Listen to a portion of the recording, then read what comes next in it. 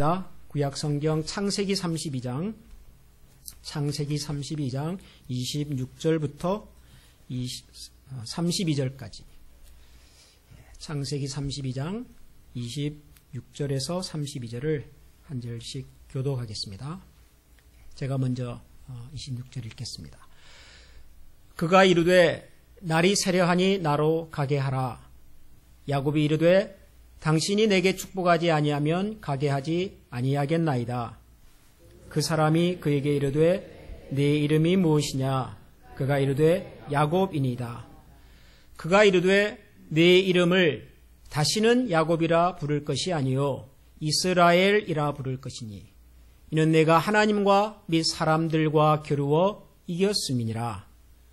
야곱이 청하여 이르되 당신의 이름을 알려주소서. 그 사람이 이르되 어찌하여 내 이름을 묻느냐 하고 거기서 야곱에게 축복한지라.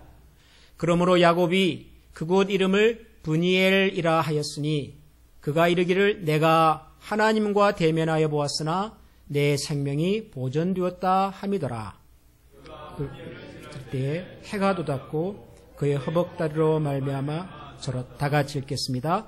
그 사람이 야곱의 허벅지 관절에 있는 둔부의 힘줄을 쳤으므로 이스라엘 사람들이 지금까지 허벅지 관절에 있는 둔부의 힘줄을 먹지 아니하더라. 아멘. 제 이름은 김민석입니다. 성이 김이고 이름이 민석입니다. 근데 제가 세상에 태어났을 때 제가 처음으로 들었던 저 이름은 민석이 아니라 다른 이름이었습니다. 한문으로 풀자면 넓을 광자 그리고 빼어날 준자를 써서 광준이라고 불렀습니다. 발음이 어려워서요. 제가 살았던 시골에서는 광준이라고 발음이 안 돼서 강준아 그랬습니다. 아무튼 그렇게 불렸습니다. 제 어린 시절의 첫 이름은 광준이었습니다. 저희 할아버지께서 지어주신 이름입니다. 저희 할아버지는 평생을 한 100여 가구 남짓 사시는 조그마한 섬에서 사셨습니다. 근데 제가 첫 손주거든요. 아마도 저희 할아버지께서는 당신의 첫 손주가 이 100여 가구 정도가 사는 섬이 아니라 넓은 세상에 나가서 아주 훌륭한 사람이 되기를 아마 기대하셨던가 봅니다. 그래서 첫 손주 이름을 넓을 광, 빼어날 준, 그래서 광준이라고 불러주셨습니다. 저희 할아버지의 기대가 제가 지금 돌이켜보면 절반쯤 이루어진 것 같습니다. 준, 빼어난 사람은 아닌 것 같은데요. 광, 넓은 세상에서 살고 있는 것은 맞습니다. 100가구 살던 섬에서 살 뻔했던 제가 지금 이 미국이라고 하는 큰 나라에서 살고 있으니 절반의 성공은 이룬 것 같습니다. 사람마다 그 사람의 이름을 들여다보면 그 사람이 어떤 인생을 사는지 또 그분들의 가족은 어떤 기대와 소망을 담았는지를 짐작을 할 수가 있습니다. 가끔은 이름대로 된다 그러기도 하잖아요. 성경도 보면 사람의 이름과 관련하여 아주 중요한 이야기들이 많습니다. 대표적으로 우리가 잘 아는 베드로 같은 분. 베드로의 원래 이름은 시므온이라고 하는 이름이었습니다. 시므온. 근데 예수님께서 그 시므온의 이름을 베드로로 바꾸시죠. 베드로란 뜻은 반석, 그런 뜻이죠. 이 베드로를 통해서 하나님께서 장차 하나님 나라와 교회의 든든한 반석이 되기를 기대하신 거죠. 그런데 성경에서 베드로 못지않게 이름과 관련된 아주 많은 사연을 가지고 있는 사람이 바로 요즘 우리가 살펴보고 있는 이 야곱이라고 하는 사람입니다. 야곱. 우선 야곱이라고 하는 이름도 그렇죠. 야곱의 뜻은 발 뒤꿈치를 붙잡았다 이런 뜻인데 이걸 조금 더 설명을 하자면 누군가의 뒤를 잡는다, 속인다, 내가 성공하기 위해서는 수단과 방법을 가지 않고 나는 살겠다. 그런 뜻을 가지고 있는 이름이 야곱입니다. 이름을 그렇게 지은 이유가 태어나면서부터 형님의 발 뒤꿈치를 붙잡고 태어났잖아요. 그러니까 절대로 내가 형에게 지지 않겠다고 하는 의지가 벌써 어머니 뱃속에서부터 이 야곱에게는 있었던 거죠. 그래서 태어나서 부모님이 그 아이 이름을 야곱이라고 부릅니다. 그리고 야곱은 평생을 자기 이름대로 삽니다. 누군가를 밟아서라도 수단과 방법을 가리지 않고서라도 내가 성공해야 하고 내가 원하는 목적을 이루어야 하고 그 과정에서 때로는 속이기도 하고 그런 인생으로 평생을 삽니다. 그런데 이 야곱이라고 하는 사람이 자기 인생의 두 번째 이름을 받습니다. 야곱의 두 번째 이름은 이스라엘이라고 하는 이름입니다. 오늘 우리가 읽은 이 창세기 32장에 야곱이 두 번째 이름 이스라엘이라고 하는 이름을 받게 된 그 과정이 설명이 되고 있습니다.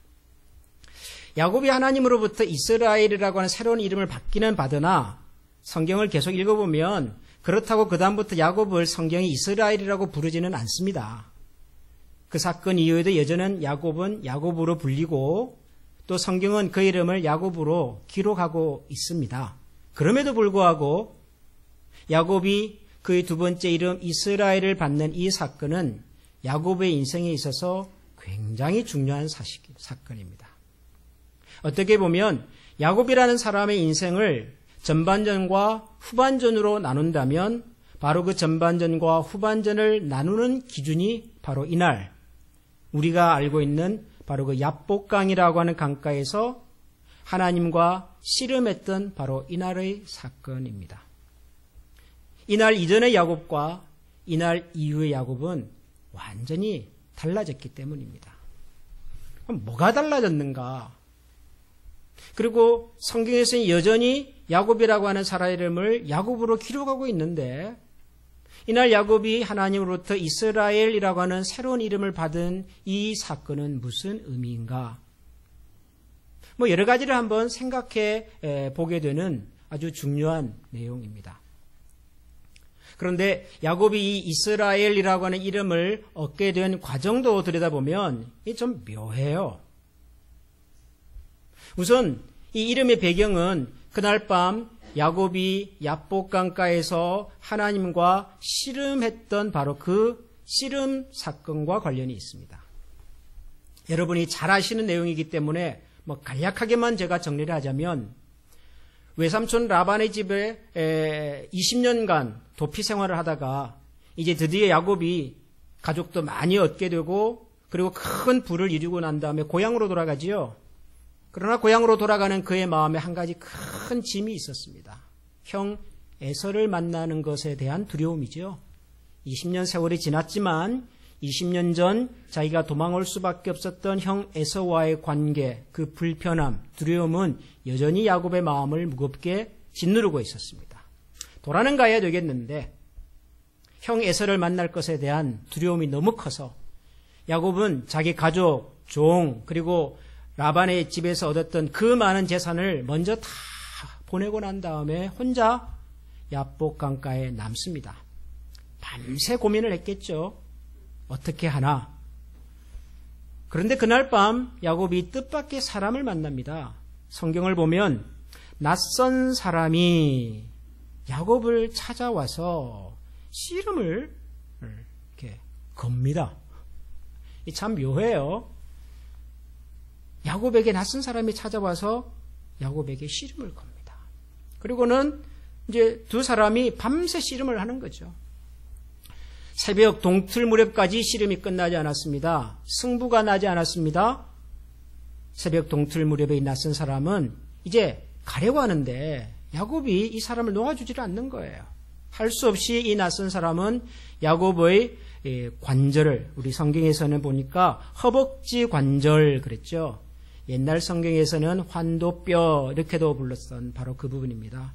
여러분 오른손으로 오른쪽 골반 이거 한번 만져보세요. 예, 바로 이 부분 같아요. 예, 골반 근처 허벅지 아주 중요한 대퇴부가 연결이 되는 사실 한 사람의 몸을 지탱하는 데 있어서 너무너무 중요한, 그리고 성경학자들은 여기서 한 걸음 더 들어가서 이렇게도 설명을 했습니다. 남자에게 있어서 가장 중요한 부분 근처, 그렇게도 설명을 합니다. 그러니까 생명을 위협한 거죠. 생명을 위협한 겁니다. 그렇게 해서 아무튼 야곱은 관절을 크게 다치고 절룩거릴 정도가 됩니다. 그런데도 놓아주질 않아요. 제발 좀 가게 해달라고 라고 얘기를 해도 야곱이 그 사람을 놓아주지 않습니다. 그러면서 야곱이 이렇게 요청을 합니다. 나에게 축복해 주십시오. 나로 당신의 복을 받게 해 주십시오. 당신이 내게 축복하지 아니하면 보내주지 않겠습니다.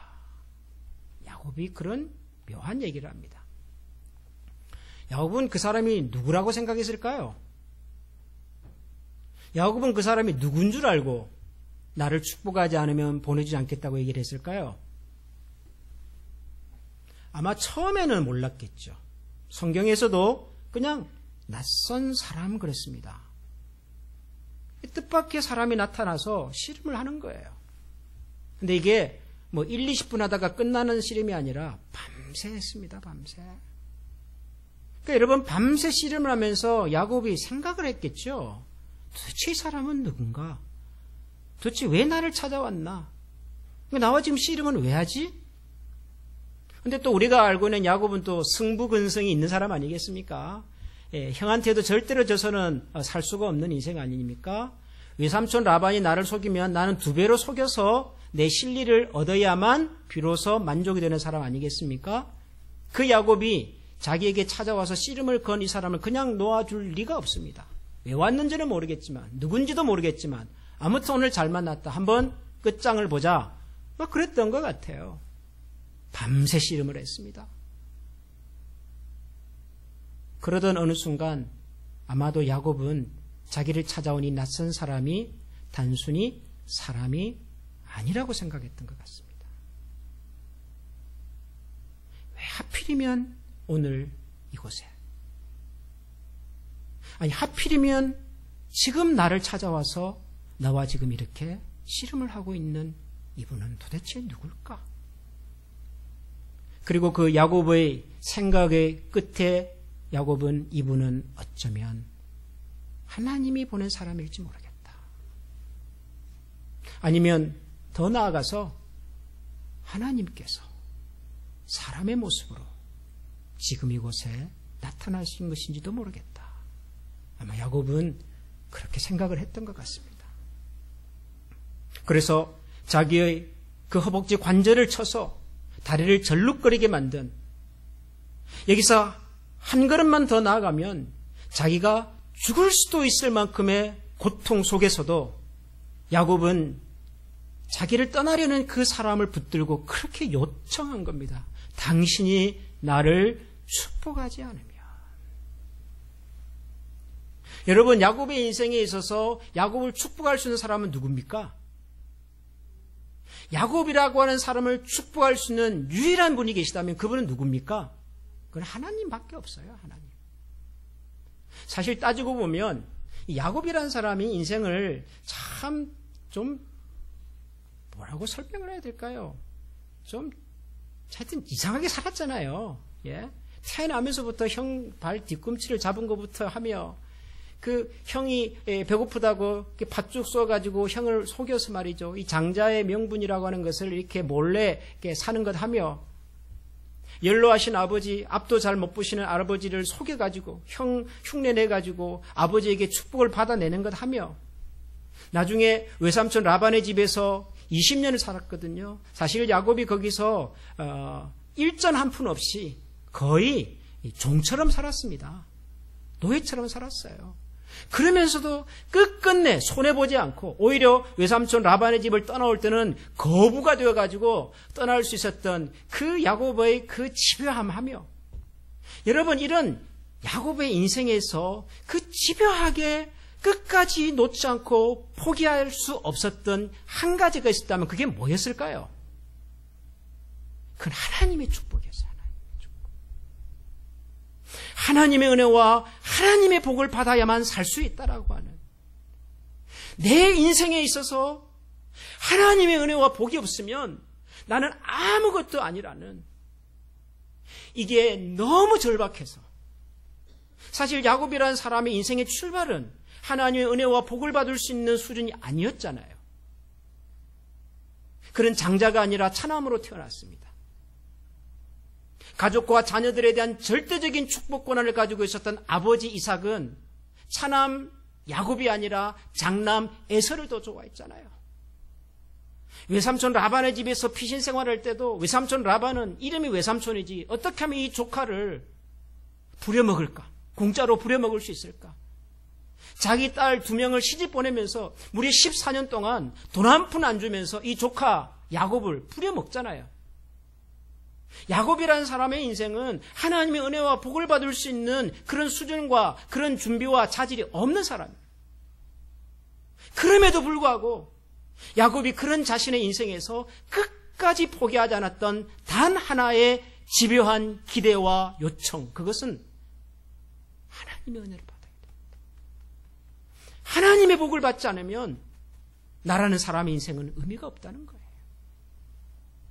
야곱이 그날 밤 가족들을 다 먼저 보내고 재산도 보내고 종들도 다 보내고 혼자서 야복 강가에 홀로 남을 수밖에 없었던 이유도 바로 여기라고요. 아니, 야곱이 뭐가 부족합니까, 여러분? 부인은 4명이에요. 자식이 12입니다. 거부가 되었습니다. 종들도 수없이 많았고요. 성경을 보면은 야곱이 자기 재산과 가족을 이제 고향으로 돌아가면서 혹시라도 형을 만나서 어려움을 당하면 안 되니까 이걸 여러 그룹으로 나눠요. 여러분, 4대로 나눕니다. 4대로. 저는 저희 집안에 4대로 남을 만한 재산도 자식도 없어요, 저는. 도대체 얼마나 많이 가졌으면 4대로 나눠가지고 한 대가 만약에 잘못되면 그 다음으로 내가 상견례에 갈 수가 있겠지. 그런 야곱이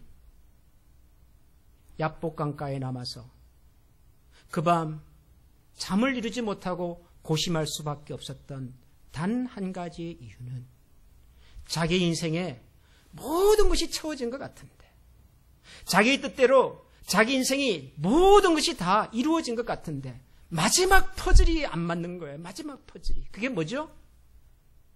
그게 하나님의 축복이었다. 그것이 하나님의 은혜였다.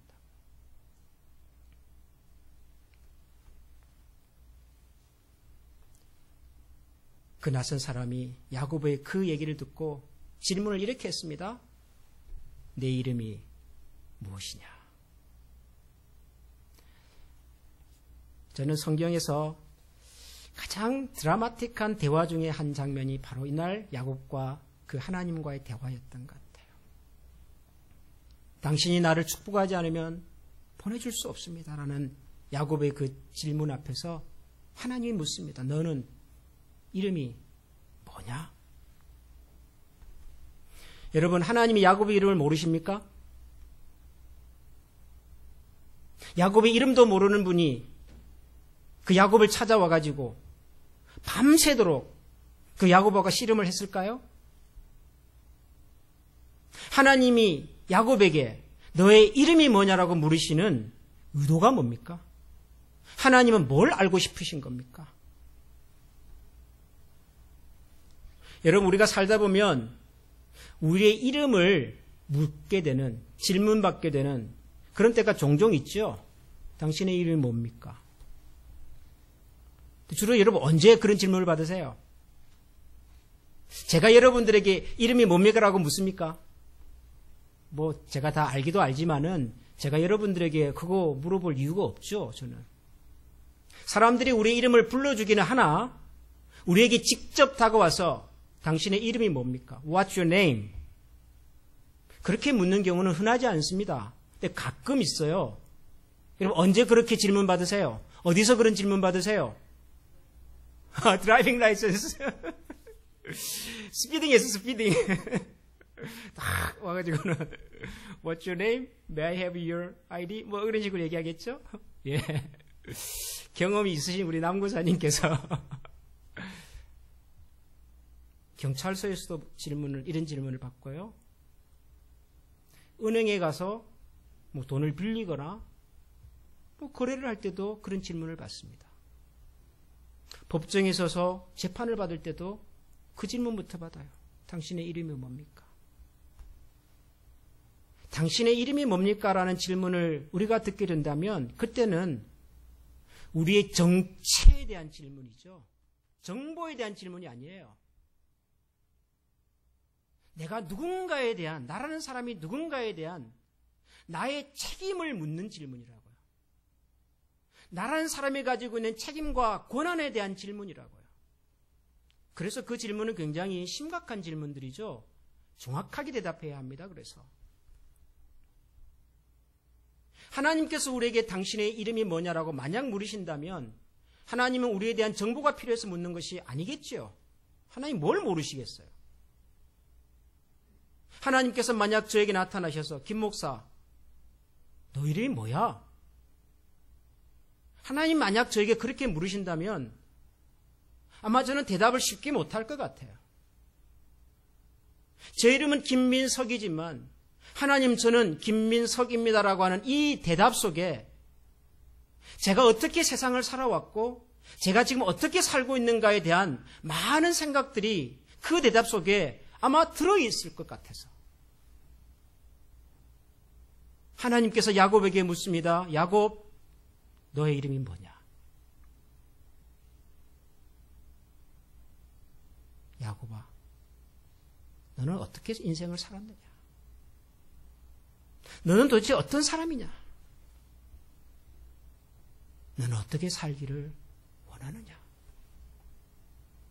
이게 하나님의 질문의 요지입니다. 그리고 야곱은 그 하나님의 대답 앞에서 이렇게 대답했습니다. 예, 제 이름은 야곱입니다. 야곱이라고 하는 이름이 한 사람의 이름이기도 하지만 야곱이라고 하는 말 속에는 속이는 사람, 사기꾼, 내 욕심과 내 인생의 목표를 위해서는 수단과 방법을 가리지 않는 사람, 그런 뜻이 고스란히 담겨있는 이름입니다. 예, 저는 야곱입니다. 이 말은 예, 저는 사기꾼입니다. 예, 저는 제 힘으로 살아온 사람입니다. 예, 저는 제 인생의 목적을 위해서라면 수단과 방법을 가리지 않고 살았습니다. 자기가 이 순간까지 살아왔던 자기 인생의 모든 것을 담아서 하나님 앞에 고백하는 내용이 바로 이 대답이라고요. 예, 저는 야곱입니다. 그러자 하나님 뭐라고 그러시죠? 이제부터는 너의 이름을 야곱이라고 하지 말고 뭐라고 하라고요? 이스라엘이라고 하라. 이스라엘. 이스라엘이라고 하는 이름의 뜻은 성경에 보니까 하나님과 사람과 더불어 이겼다라는 뜻이라고 그래요. 하나님과 및 사람들과 겨루어 이겼다. 야곱하고 누가 지금 씨름했는데요? 누가 씨름했습니까? 하나님께서 씨름하셨습니다. 누가 이겼어요? 야곱이 이겼습니다. 어떻게 야곱이 이길 수가 있죠? 하나님과 사람이 씨름을 하는데 어떻게 하나님이 질 수가 있죠? 야곱이 어떻게 하나님을 이길 수가 있죠? 야곱이 하나님과의 씨름에서 무슨 수로 이긴 겁니까? 힘으로 제압했습니까? 야곱이 하나님과 더 뛰어난 것이 뭐가 있는데? 하나님께서 야곱이 가진 하나님의 은혜와 축복에 대한 집요함에 대하여 인정하시는 말씀입니다.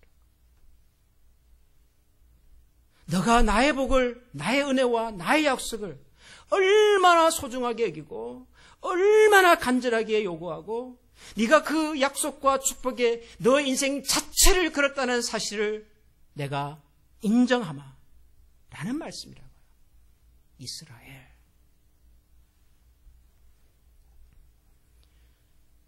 여러분, 이날 이후에 야곱에게 달라진 것이 뭡니까? 성경을 계속 읽어보면 야곱은 이날이 지나고 난 다음부터요, 평생을 이제 다리를 절룩거리는 사람이 됩니다. 장애를 가졌어요. 그리고 이 야곱의 후손들은 그의 조상 이 야곱이 다리를 저렸기 때문에 그들이 이 가축을 잡아서 먹을 때도 그 허벅지 관절 이 부분은 먹지도 않았대요. 너무도 이것이 그 이스라엘 민족에게는 너무도 소중한 역사고 소중한 사건이고 이스라엘이라고 민족이 어떤 민족인지를 보여줄 수 있는 가장 중요한 사건이기 때문에 여전히 짐승을 잡아 가축을 잡아먹을 때 거기는 손도 대질 않았대요. 평생을 다리를 절면서 살았습니다. 그의 가족이 숫자가 뭐 달라지지도 않았어요. 재산이 갑자기 늘어나지도 않았어요. 아무것도 달라진 게 없어요. 있다면 딱 하나, 야곱 스스로 하나님이 내 인생을 드디어 받아주셨구나, 인정해 주셨구나. 하나님께서 나를 받아주시고 인정해 주시고 나니까요, 세상이 달라 보였어요. 저는 이 장면을 읽으면서 참 이 창세기를 기록하신 분은 요즘 태어났으면 아마 베스트셀러를 몇 권을 썼을 거다라는 생각이 들어요. 문학적으로도 기가 막힌 표현이 나와요. 여러분 31절 한번 보시겠습니까? 그가 분예를 지날 때에 해가 돋았고 그의 허벅다리로 말미암아 절었더라. 밤새 씨름을 하고 그리고 맞아가지고 허벅다리를 이렇게 절룩절룩거리는 이 야곱이 그날 아침 야복강을 떠나는데요. 그 앞에 뭐가 떴어요? 해가 돋았습니다. 찬란한 태양이 야곱의 앞길을 비추고 있습니다. 그리고 그 길을 따라 야곱은 형 에서를 만납니다. 전날까지만 해도 자기 종들이 들려온 얘기에 의하면 주인님 큰일 났습니다. 주인님의 형 에서가 400명을 데리고 오고 있습니다. 왜 400명이나 필요했을까요? 동생 만나러 오는데. 그 소식 앞에서 야곱은 한 발자국도 더 앞으로 나갈 수가 없었어요. 400명을 거느리고 형이 나를 찾아오는데 형이 나를 어떻게 할지를 알 수가 없습니다. 분이엘의 아침을 맞이한 야곱이 같은 길로 형 에서를 만나러 갑니다. 에서는 야곱을 보자마자 멀리서 반갑게 맞아서 목을 깨안으면서 야곱이 자기 전 재산을 형님한테 막 줘요. 형님, 주의 종이 막 이제 형을 막 이게 위로를 해야 되잖아요. 지금 형이 무슨 생각을 갖고 있는지를 모르니까. 매 말끝마다 그래요. 주의 종이, 하나님의 은혜로 이제 주의 종이 가진 모든 것이 당신의 것이고, 막 형님께 다 드리려고 그래요. 에서가 뭐라 그런 줄 아세요? 야야, 이런 거 필요 없다. 나도 니만큼은 있다. 하루 사이에 야곱과 에서의 관계가 이렇게 달라집니다. 여러분, 우리의 인생에 있어서 우리의 힘과 능력으로 뭔가를 이루기 위해서 열심히 했다는 것이 잘못됐다는 얘기가 아니에요. 최선을 다해서 이만큼 이루었습니다. 그럴 수 있어요. 감사하죠. 자식도, 재산도, 환경도, 모든 것들이. 그런데 여러분, 우리의 인생에 마지막 퍼즐 하나가 제자리에 꽂히지 않으면 우리의 인생은 정말 보잘것없어요. 하나님의 은혜와 축복으로 내 자신을 설명할 수 없으면, 나라는 사람의 인생에 하나님의 은혜와 복이 들어오지 않으면 여러분, 우리 인생은 껍데기에 불과해요. 우리가 최선을 다해서 뭔가를 이뤘다고 가정합시다. 우리 모두가 마지막 날 하나님 앞에 섰을 때 내 인생과 내가 살아온 삶의 모든 흔적들을 하나님으로 설명할 수 없다면 여러분, 그것이 무슨 의미냐고요? 무슨 의미가? 불 속에서 다 타버리고 제가 될 수밖에 없는 것 같은 인생. 야곱은 그걸 알았던 거예요. 하나님, 내 허벅지 관절을 쳐서라도 나라는 사람의 인생을 하나님께서 인정해 주시고 받아주셔야만 나는 살 수 있는 사람입니다. 나는 오늘까지 야곱으로 살았으나 더 이상 야곱으로 살지를 않기를 원합니다. 하나님의 이름으로 저를 설명해 주십시오. 하나님의 이름으로. 저는 제가 섬기는 우리 한미교회가 하나님의 이름으로 설명이 되는 교회가 되기를 소원합니다. 저는 우리 교회 성도들의 인생이 하나님의 이름으로 설명되는 인생이 되기를 저는 원합니다. 여러분들이 어떤 이유로 미국에 오셨고, 여러분들이 미국에서 어떤 일들을 하면서 사셨고, 여러분들이 앞으로 어떤 인생을 더 살 수 있을지 모르겠으나 저와 여러분의 인생이 하나님의 이름으로 설명되는 사람이면 좋겠어요. 어느 분야에서 열심히 일 잘해가지고 돈 많이 번 사람으로가 아니라, 공부 열심히 해가지고 박사학위를 가지고 그 분야에서 탁월한 사람으로가 아니라, 뭐 큰 교회를 목회해가지고 누가 들어도 이름 석자를 알 수 있는 교회 목사로가 아니라 하나님으로 내 인생이 설명이 되고 하나님의 은혜와 복이 아니면 내가 이룬 것은 아무런 의미와 소용이 없습니다. 하나님, 이때까지는 제가 김민석으로 살았으나, 야곱으로 살았으나, 하나님, 저는 이스라엘로 살고 싶습니다. 저는 우리 교회가, 저는 우리 성도들이 하나님 앞에서 그런 인생이 될 수 있기를 소원합니다.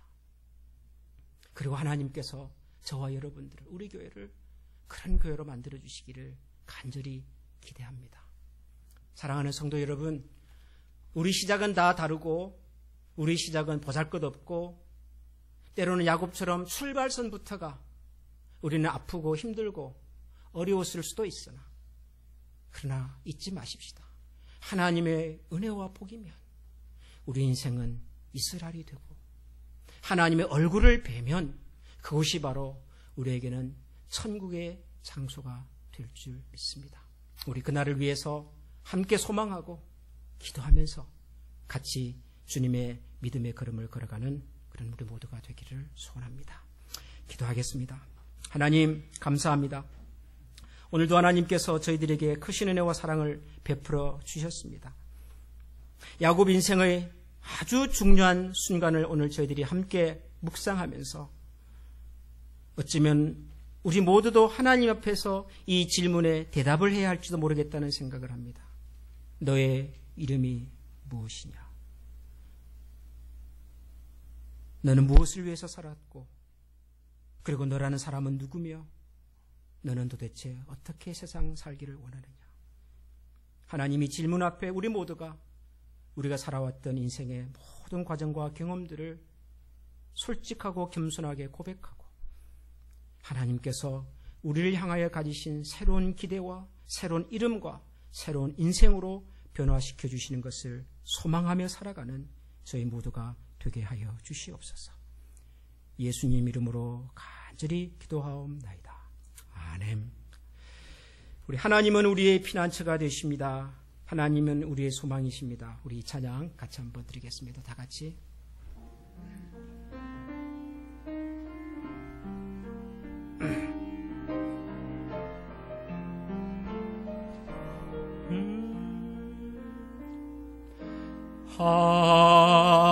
하나님은 우리의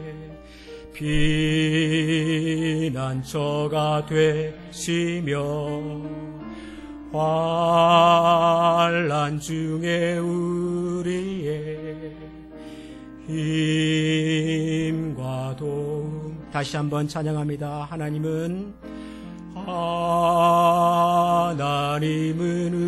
우리의 피난처가 되시며 환난 중에 우리의 힘과 도움이시라.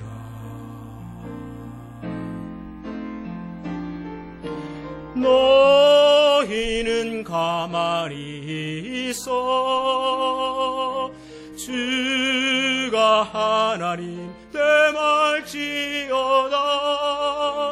열방과 세계 가운데 주가 높임을 받으리라. 사랑합니다.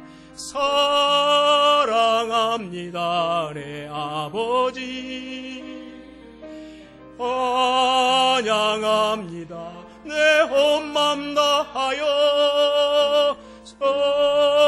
선포합니다. 예수 그리스도 주님 오심을 기다리며, 주님 오심을 기다리며, 주님 오심을 기다리며